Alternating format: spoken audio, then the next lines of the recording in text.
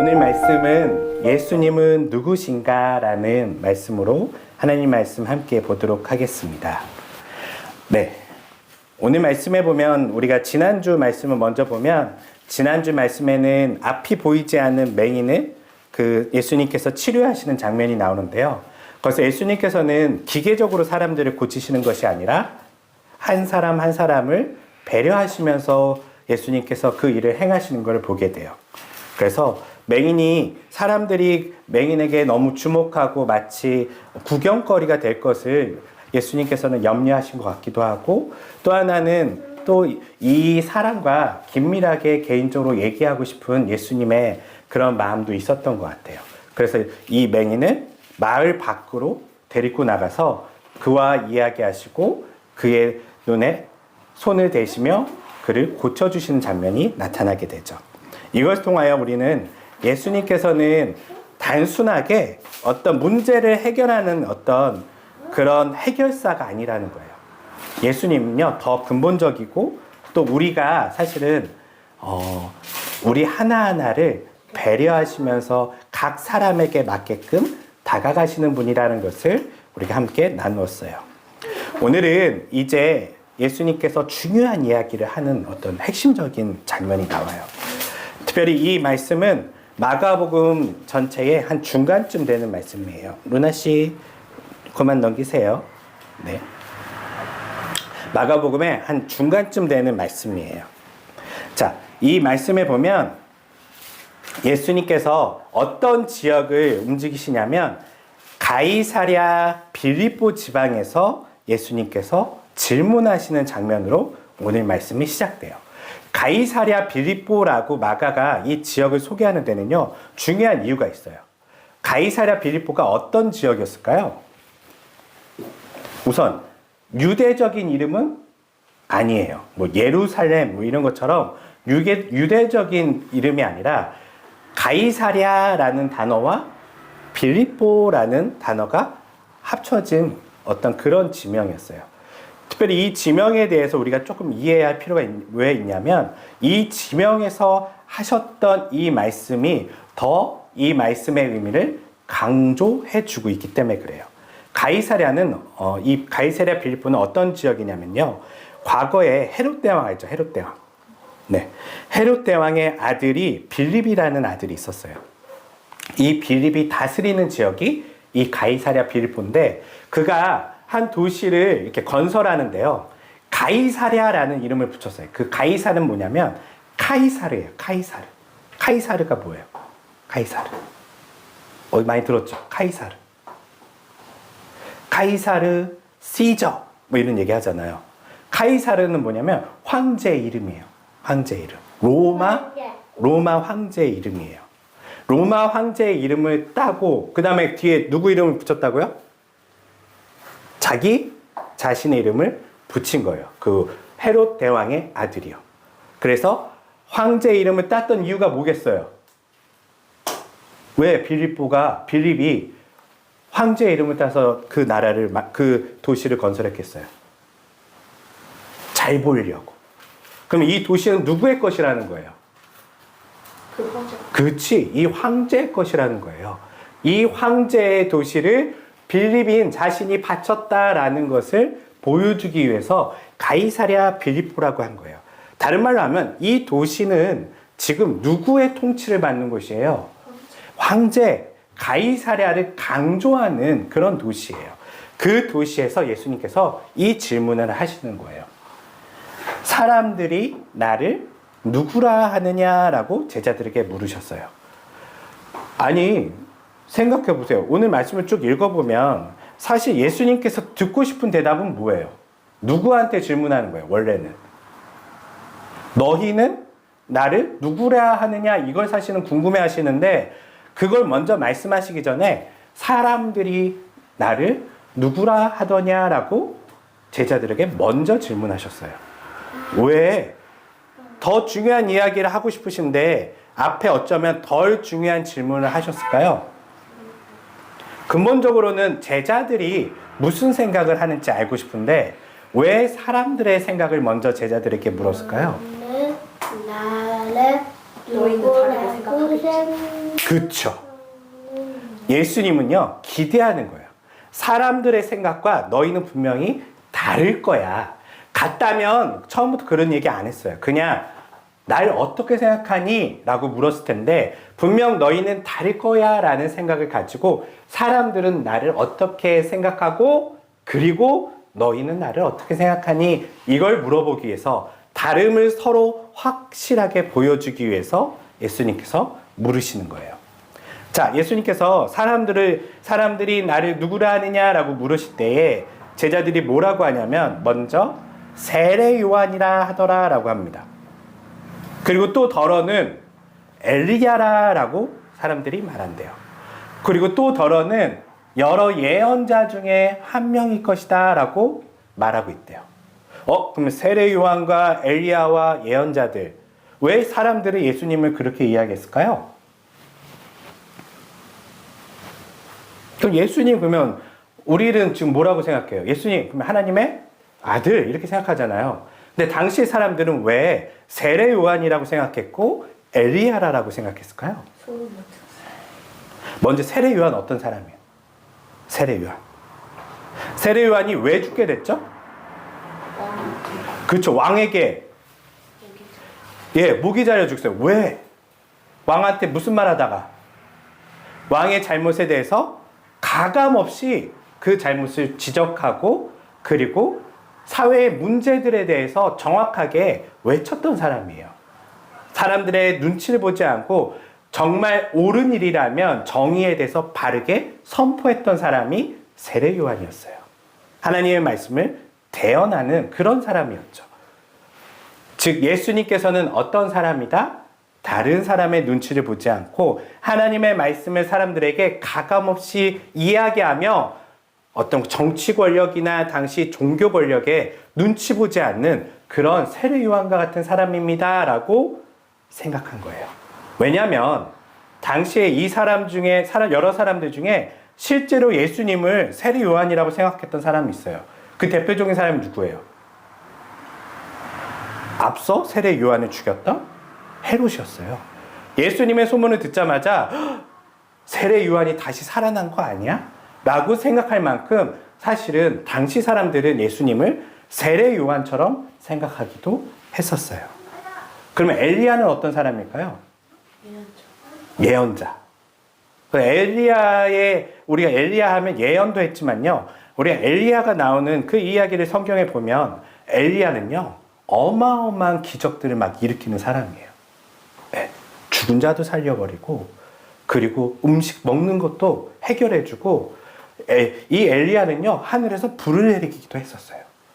이 엘리야만큼 강력한 기적을 일으켰던 선지자가 없어요. 그러면 사람들이 왜 예수님을 엘리야라고 생각했을까요?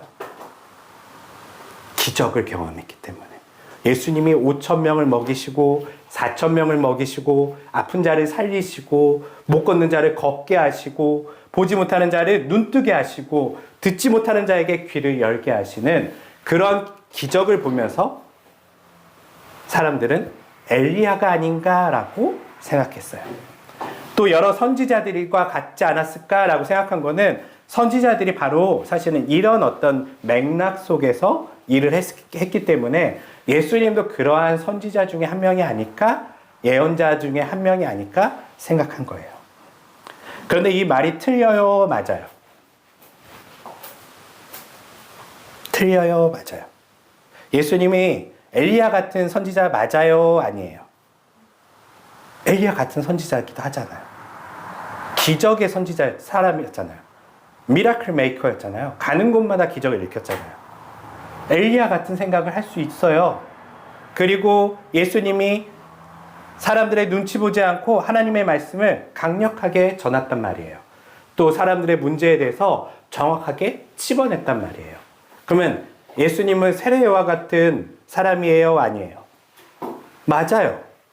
네. 그런데요, 예수님은요, 거기서 멈추는 것을 원하지 않으셨어요. 예수님은요, 이 행동 뒤에 예수님이 어떤 의도를 가지고 그런 일을 행하셨는지를 좀 알려주고 싶었어요.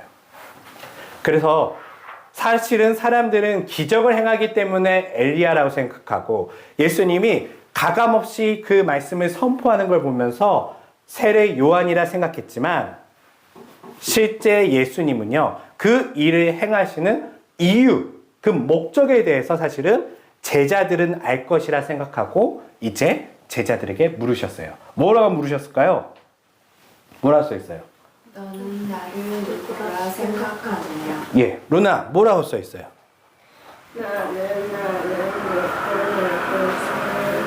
네, 너는 나를 누구라 생각하느냐 이렇게 물으셨어요. 이제 진짜 예수님께서 듣고 싶은 말을 듣기를 원한 거예요. 그때에 항상 예수님의 질문에 빠르게 대답하는 사람 있죠. 누구예요? 베드로예요. 베드로가 대답하기를 예수님은 그리스도십니다 라고 얘기를 해요. 그리스도십니다. 그리스도라는 단어가 뭘까요? 그리스도. 우리 많이 쓰잖아요. 우리 기독교라는 말이 사실은 그리스도교예요. 그거를 한자식으로 해서 우리 말로 이렇게 하면 기독교 이렇게 하지만 실제로는 우리는 그리스도교예요. 그리스도를 믿는 사람들이에요.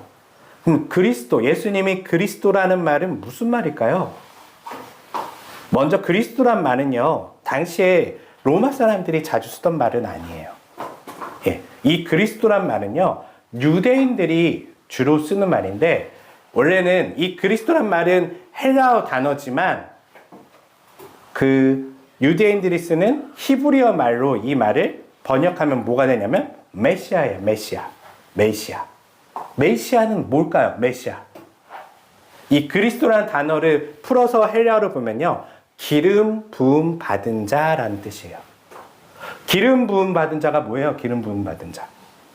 기름 부음 받은 자. 왕이 되셨어요. 그렇죠. 성경에 보면 기름을 부음 받은 자들이 있어요. 그 사람들은요, 특별히 우리가 기억하는 건 다윗 같은 사람이죠. 네, 다윗의 머리에 기름을 부어서 사무엘이 그를 왕으로 하나님께서 임명하셨다는 것을 보여주었어요. 왕 같은 사람이에요. 하나님을 대신해서 이 세상을 통치하는 사람이에요. 그런데 당시의 사람들이요, 이 그리스도라는 단어에 대해서 우리하고는 조금 다른 생각을 갖고 있기도 했었어요. 그래서 오늘 말씀에 보면 베드로가 이 말을 하자 예수님께서 뭐라고 말씀하시냐면 다른 데 가서 이야기하지 마라고 하세요. 사람들한테 이 말은 하지 마라고 하세요. 왜? 사실은 바르게 얘기했잖아요. 정확하게 봤잖아요. 예수님은 단순히 선지자나 예수님은 단순히 이 세상을 향해서 하나님의 말씀을 대언하는 사람이 아니라 이 세상에 하나님의 통치를 가져올 왕이라는 것을 바르게 이야기했는데 왜 이 말을 하지 말라라고 했을까요? 나쁜 말에 직접 보여주니까. 그건요, 사실은요, 이 단어에 오해가 있을 수 있어서 그래요. 자, 왕이라는 단어, 이 왕이라는 단어는 오늘날 우리 같은 사람들도 오해를 좀 해요. 왕은 어떤 사람이에요? 왕. 네, 통치자예요, 통치자. 통치자인데 어떤 통치자예요? 절대적인 통치자. 맞아요. 그렇게 생각을 하죠. 그런데 실제 하나님은 그런 왕이에요? 하나님은 그것과는 조금 다른 왕이에요. 네. 그래서 사실은 이 단어가 맞는 단어임에도 그럼에도 불구하고 예수님은요, 사람들의 오해가 있을 수 있기 때문에 베드로에게 말하지 말라라고 했어요.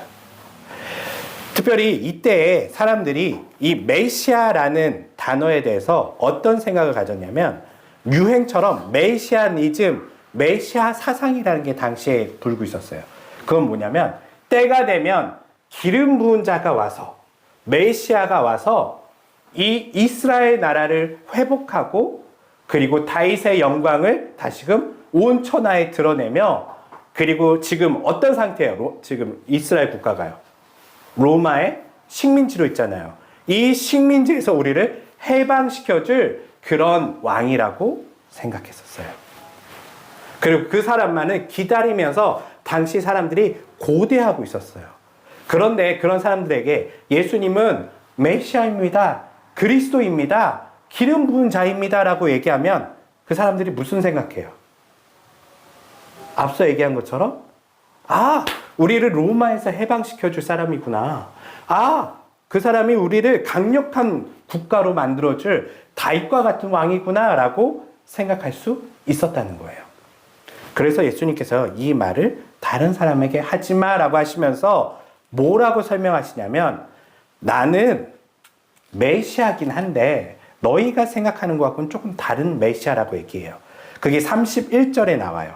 뭐라고 말씀하시냐면 자신은 많은 고난을 받고 뭘 받는다고요? 고난받는 메시아이고 유대의 지도자들과 대제사장들과 율법 교사들과 함께 로마와 맞서 싸우는 사람이 아니라 율법 교사들과 대제사장들과 유대인들, 유대 지도자들에게 뭐 하는 사람이라고요? 배척받는 사람이래요. 배척받는 메시아래요. 그리고 그들의 손에 죽었다가 어떻게 된다고요? 예, 그들에 의해 죽을 메시아라는 거예요. 그리고 마지막에 다시 사흘 만에 살아날 메시아임을 이야기하시죠. 그런데 왜 이 이야기를 예수님께서 말하지 마라고 하고 이야기하시냐면 앞선 그리스도란 단어, 이 메시아라는 단어가요, 오해를 불러올 수 있기 때문에 그래요. 진짜 뜻은 뭐예요? 이거예요. 이 메시아는요, 고난받는 메시아예요. 이 메시아는요, 사람들에게 인기 있는 메시아가 아니라 배척받는 메시아예요. 사람들이 그 메시아 다 싫어해요. 사람들이 그 메시아에 대해서 함께 하자고 하지 않고 그 메시아를 어떻게 했다고요? 죽였어요. 그럼에도 불구하고 어떻게 됐죠? 살아나셨어요. 네. 부활하셨어요. 그 메시아임을 예수님께서 말씀하셨죠. 그때에 이 말을 듣자마자 누가 나서냐면 다시 베드로가 나섭니다. 예수님, 그런 말 하지 마세요. 주님께서 무슨 고난을 당하세요? 주님께서 무슨 죽임을 당하세요? 우리가 기다리는 메시아는 어떤 메시아예요? 예, 강력한 힘으로 이 이스라엘 나라를 구원할 메시아인데 그런 말도 안 되는 소리 하지 마세요. 그러니 없게 할 거예요. 라고 베드로가 말하자 예수님께서 뭐라고 하죠? 베드로에게 강하게 꾸짖으시며 사탄아 물러가라.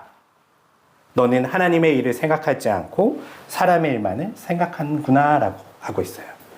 이 말씀이 무슨 말씀일까요? 이거는 우리가 좀 이렇게 이해해 볼 필요가 있어요.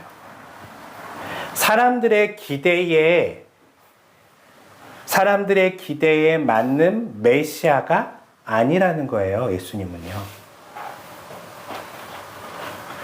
베드로 말이 틀려요, 맞아요. 예수님한테 그런 일이 일어나면 안 돼요, 돼요?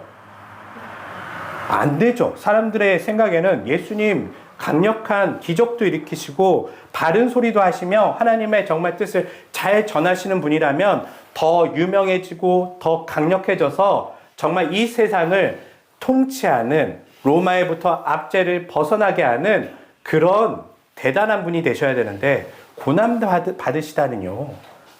그런 거는 있을 수 있는 일이 아니에요.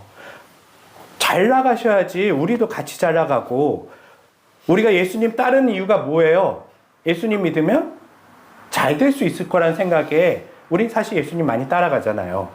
그런데 예수님이 무슨 고난을 당하세요? 무슨 죽임을 당하세요? 어쩌면 이게 상식적인 이야기예요. 그런데 이건요, 하나님의 일을 생각하지 않는 거예요. 우리는 가장 큰 문제가 뭐예요? 우리한테 가장 큰 문제. 우리가 필요한 건 뭐예요? 사실 여기에 딜레마가 있어요. 우리의 상태는요, 성경에서 우리는 죄인이래요, 죄인. 죄인이 뭐예요? 죄인. 나쁜 짓 해서 죄인이라고 하는 거 아니에요, 성경은요. 윤리적인 죄를 이야기하는 거 아니에요. 도덕질해서 우리가 뭔가 어떤 도덕적이지 않고 윤리적이지 않아서 죄인이라고 성경은 말하는 게 아니라 하나님으로부터 벗어나 있는 상태를 죄인이라고 하는 거예요. 하나님으로부터 벗어난 상태. 그런데 하나님으로 벗어난 상태가 되면 정말 자신에게 무엇이 필요한 것인지 조차도 알 수 없는 상태가 돼요. 그게 참 슬픈 이야기예요. 이 죄인들이 원하는 건 뭐예요? 죄인들이 원하는 거. 그 우리가 생각하는 거 한번 생각해 보면 돼요. 우리가 생각해서 진짜 원하는 게 뭐예요? 부자 되는 거, 세상에서 고난 당하지 않는 거, 잘 먹고 잘 사는 거, 건강한 거. 우리 이런 걸 원하잖아요. 네. 근데 이 원하는 것과 정말 필요한 게 이것인지는 우리는 잘 몰라요. 하나님은요, 우리를 바라보실 때요, 그것은 부수적인 문제라고 생각했었어요.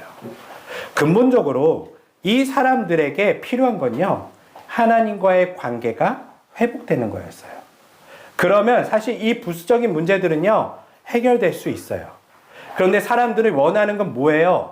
하나님과의 관계를 회복하고 하나님으로부터 사랑과 하나님으로부터 공급을 받는 그런 인생이 아닌 그냥 물질적으로 풍요로운 삶을 우리는 꿈꾸거든요.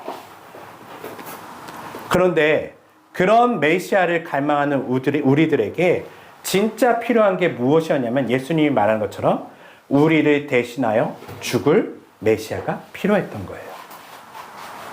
왜냐하면 죄인들은 죄인의 분명한 처벌은 뭐예요? 하나님께서 죄를 지은 자는 어떻게 된다고 얘기했어요? 하나님을 떠난 자들은 죽을 거라고 얘기했어요. 이 죄와 사망의 문제를 해결하지 않고서는요, 우리는요, 사실 부를 얻는다 해서, 건강한다 해서, 이 세상에서 유명해지고 잘 나간다 해서 이것은 아주 찰나의 잠깐의 어떤 영광일 뿐이지 결국은 근본적인 문제가 해결되지 않는다는 거예요. 그래서 하나님께서 예수님을 보내셔서 우리를 대신해서 고난당하는 메시아가 되셨고요. 그리고 예수님께서 우리를 대신하여 죽으시고 그리고 부활하셔서 우리의 죄와 사망의 문제를 해결해 주신 거예요. 그런데 사람들은 뭘 원한다고요? 아니요, 그런 일이 일어나서는 안 돼요. 우린 그런 거 바라는 거 아니에요. 우리가 바라는 거 뭐라고 자꾸 얘기하는 거예요? 사람들이 생각하는 메시아. 우리 문제 좀 해결해 주세요. 우리나라가 약한데 강한 나라가 되게 해주세요. 로마의 압제로부터 벗어나게 해주세요. 가난한데 돈 좀 주세요. 아픈데 건강 좀 치료해 주세요. 우린 그 정도 원하는 것이지 무슨 죄와 사망 이런 거 나에게 관심도 없고 필요도 없어요. 라고 얘기한다는 거예요. 이게 참 사실은 안타까운 이야기예요. 죄인의 문제는요, 우리가 뭘 정말 필요로 하는지조차 알지 못한다는 거예요. 어린아이가 배고프면 뭘 찾나요? 음식을 찾죠. 그럼 어떤 음식을 찾아요? 예, 과자를 찾고, 단 걸 찾고, 아이스크림을 찾고, 우리는 그런 식품들을 찾아요. 근데 그거 먹으면 건강해져요? 배고픈 자에게 뭘 줘야 돼요? 누나 당근 좋아해요. 그렇죠. 그건 좋은 음식이에요. 부모는 알아요. 이 아이가 지금 필요한 게 과자가 아니라는 걸 알아요.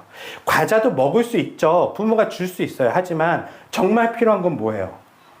밥이에요. 건강한 음식이에요. 이걸 부모는 이 아이가 필요하다는 걸 알아요. 이게 바로 하나님과 우리 사이의 문제라는 거예요. 우리가 원하는 건 불량식품이에요. 우리가 원하는 건요, 그게 좋은 거라고 생각해요. 나는 평생 사탕만 먹었으면 좋겠어. 나는 초콜릿만 먹었으면 좋겠어. 그런데 정말 필요한 건 뭐예요? 당근이랑 네. 토마토랑 시금치랑 그리고 죽이랑 맞아요. 건강한 음식이 필요하죠. 네. 그러면 하나님께서는 우리가 뭘 필요하다고 느끼신 거예요? 이 죄와 사망의 문제가 아주 더 시급한 문제라고 보신 거예요. 누나는 밥 먹고 네. 그래서 밥 먹고 맞아요. 건강한 음식을 우리는 필요한데 우리가 원하는 건 아니라는 거예요. 죄인의 상태가 사실 이래요. 우리가 메시아를 갈망했지만요, 정말 필요한 메시아가 아닌 단순하게 우리의 욕망과 우리의 문제들을 해결해 줄 메시아만 바라고 있었다는 것이죠. 그러면 이제 이 질문을 동일하게 오늘날 우리들에게도 예수님께서 하신다면 여러분들은 뭐라고 답하실 것 같아요? 너희들은 예수님이 누구라고 생각하니? 너는 나를 누구라고 생각하니? 물으면 우린 뭐라고 대답할까요? 어떤 사람은 기적을 좋아하기 때문에 엘리야라고 얘기하기도 하고, 어떤 사람은 예수님께서 바른 말씀하시고 하나님 말씀 잘 전하시기 때문에 세례요한 같은 사람이라고 생각할 수도 있어요. 그리고 어떤 사람은 좀 더 나아가 아니야, 그분은 구원자야 라고 생각하면서 메시아라, 그리스도라 라고 말할 수 있지만, 그런데 안타깝게도요, 우리 사실 예수님이 말씀하신 그 고난받는 메시아까지는 우린 이해할 수 없어요. 우리가 머리로는 지금 알잖아요. 우리 어린이들도 어떤 음식이 좋은 음식인지 알죠. 근데 배고픈 때 못 찾아요. 단 거 찾아요. 이게 우리의 딜레마예요. 우리는 머리로는 알아요. 하지만 실제 우리가 원하는 건 아니라는 거예요. 배고플 때 엄마 아빠가 건강한 음식보다는 달콤하고 맛있는 음식을 주는 것을 우리는 원한다는 것이죠. 우리 인생도 이와 비슷해요. 우리 그리스도인들은 메시아라고 그리스도라 예수님을 고백하지만 사실 우리 별반 다르지 않아요. 베드로처럼요. 난 단 거 싫어해요. 네, 우린 베드로처럼요.